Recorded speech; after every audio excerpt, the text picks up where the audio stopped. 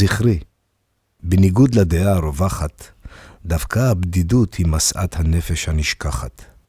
It's on how to be alone. You could very easily have made this into a comedy, in that she goes to the bookstore, she buys the worst self-help book ever written, follows all this horrible advice in it, and makes everything worse. So, you know, it could very easily have been funny, even though they didn't intend that to happen. Comedy strategy plus time, right? Yeah. My complaint with it is it felt long for what it is. And that's, you know, length, that's a perception.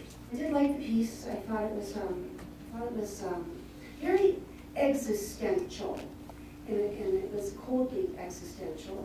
And that's a style, and I understand it, but I think it's been done, and that's the one thing that bothered me. I thought, you know, this is really good, but it's been done, is what I'm thinking, and I really hate to say it, but I thought it was a bit slow. I thought the pace was a little slow.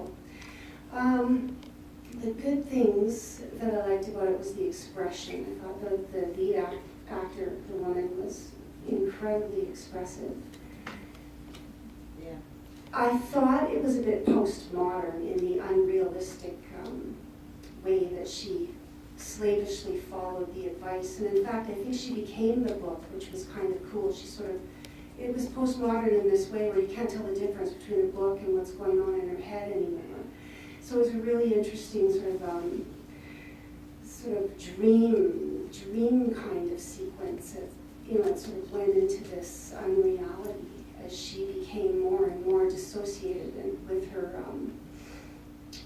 herself. And I think it's a tragedy. Her decision at the end is a tragedy. It's a challenging piece, I think, in many respects.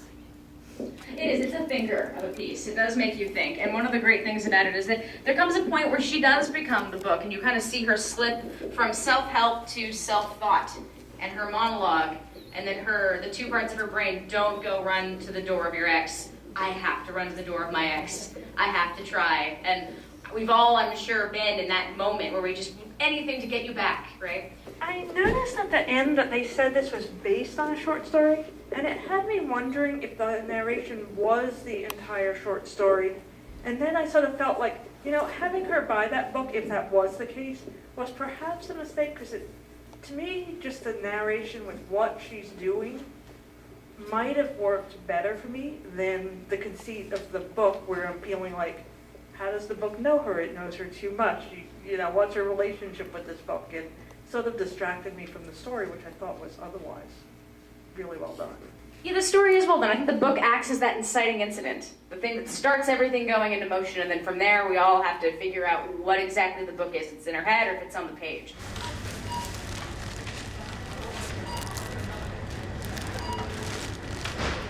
I just like the fact that it kind of looked at the idea of we're so programmed to see couples, and as soon as you're not in a couple, you feel depressed every time you see the couple making out on the corner.